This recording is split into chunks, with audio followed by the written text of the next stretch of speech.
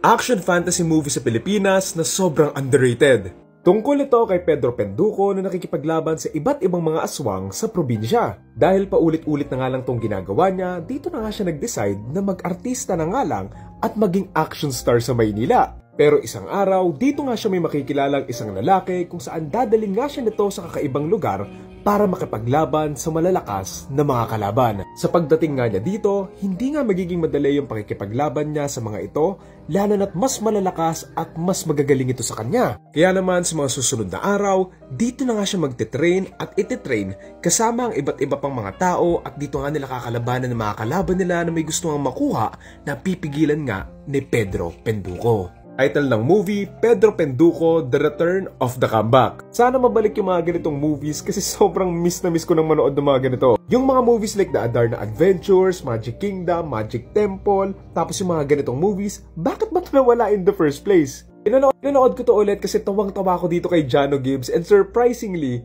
nakakatawa pa rin siya hanggang ngayon. Grabe yung jokes nila dito na sobrang witty and ang funny nga ng timing and delivery na hindi nabulok yung joke na parang nilagay nila sa ref tapos pwede mo pang kainin after mong initin. Ang dami nilang throwaway jokes and lines, talagang tawang-tawa ko and bibihira ko na lang yung maramdaman sa isang comedy movie lalo na sa isang Filipino movie. Di sila umaasa sa mga funny music or panglalait, talagang yung jokes nila nakakatawa talaga. Like yung sa Pito-Pito movies, yung sa Pinya, tsaka yung sa Bulag Pipit Bingi, tsaka syempre, yung sa Tabok Non monologue. Grabe mga cameos and references nila dito. Alam mo nanonood ka ng Deadpool eh. Dito si Cesar Montano, si The Boy, si Joyce Jimenez, si Ronaldo Valdez, si Yoda, sila Ogie Michael V, tsaka syempre, si Astig Gap. Pero pinaka-favorite ko dito yung kay Christopher De Leon, lalo na yung pinalitan niya yung original na character sa character niya kasi ang boring daw mag-deliver. To be fair, si Boyet yan eh. And nung siya na din naman yung nag-deliver, mas gumanda and mas naramdaman ko din naman talaga yung sinabi niya. Ganda rin ng story, ng world building, ng costumes and PD and everything, sobrang perfect na nakakapagtaka talaga.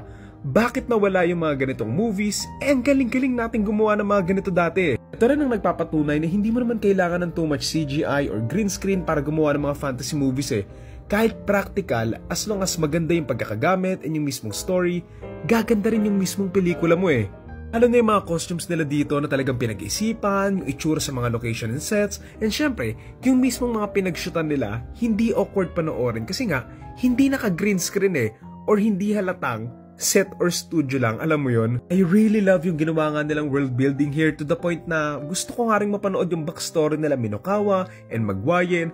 Gusto ko yung mapanood eh. At ang halata mo lang talagang pinag-isipan nga yung kwento nito, hindi minadali or pinilit, and maganda lang talaga yung mismong movie. Saka yung pagiging kwela ng movie, nasa tamang moments lang and may time nga sila para sa mga serious moments na malulungkot and madadala ka pa rin doon sa mga story kahit nga may mga jokes nila from time to time na hindi nga siya nakakawala ng immersion but instead, sobrang natural nga lang yung pasok doon sa mismong story. I'm just really happy that this film aged like a fine wine and sana nga magkaroon ulit tayo ng mga ganitong adventure fantasy movies kasi sobrang nakakamiss lang. Plus those bloopers may ending, cherry on top rin talaga. So yan again ang title ng movie, Episode 2, Pedro Penduko, The Return of the Comeback, and ang total rating ko for this I'm 8 or 8.5 out of 10.